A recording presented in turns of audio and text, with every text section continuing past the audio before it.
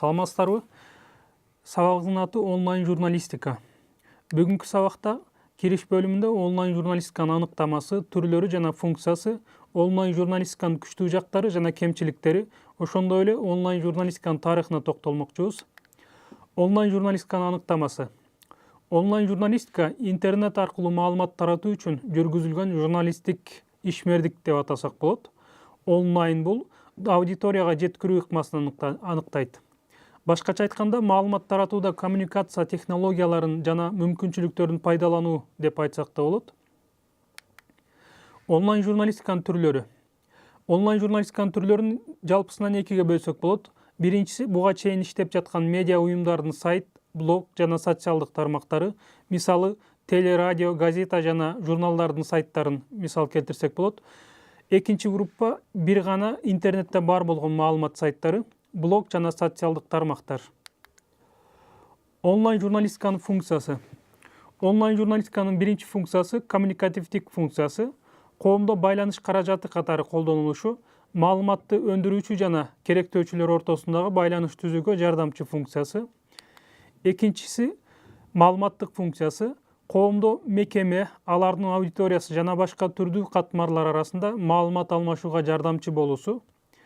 Үчүнчүсү баалуулуктарды жөндөөө функциясы, массалык маалымат каражаттары катары жүрүш-туруш эрежелерди, каада салттарды жана баалуулуктарды муундар арасында жеткизүүгө шарт түзүүсү.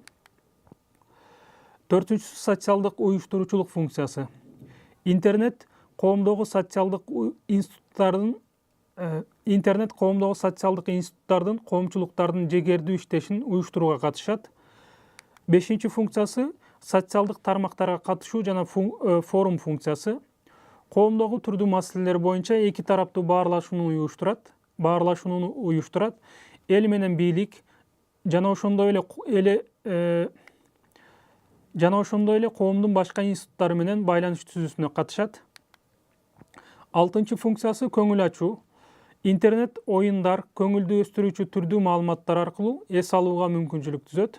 Онлайн журналистиканын күчтүү жактары жана кемчиликтерине токтолсок, онлайн журналистика салттуу маалымат каражаттарынан айырмаланып турат. Мисалы, чексиз мейкиндик жана убакыт өзгөчөлүгү, чоң аймакты камтыгандыгы, маалыматты глобалдык масштабта таратса болот. Жыйналуучулук, мультимедиалуулугу, онлайн текстти, үн, видео, графика жана башка медиа каражаттарын коштоп жарыяласа болот. Жана дагы бир өзгөчөлүгү гипертексттик. Башка маалыматтарга шилтемелер берүүгө мүмкүн. Интерактивдүүлүк дагы бир өзгөчөлүгү. Интернет аудиториянын катышуусун жогорку деңгээлге чыгарат, коомдун маалыматты талкуулоого, пикир билдирүүгө, түзөтүүсүнө шарт түзөт. Дагы бир өзгөчөлүгү сактоо, издөө. Маалыматты сактоо жана издөө үчүн жеңилдик түзүлөт. Акыркы өзгөчөлүгүнө токтолсок, актуалдуулугу. Интернеттеги материалдар оперативдүүлүгү, ыкчамдыгы менен айырмаланат. Ошол эле учурда актуалдуулугу да жогору болот.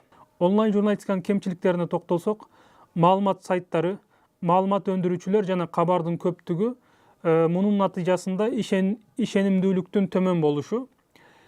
Дагы бир кемчилиги этикалык жана укуктук суроолордун пайда болушу.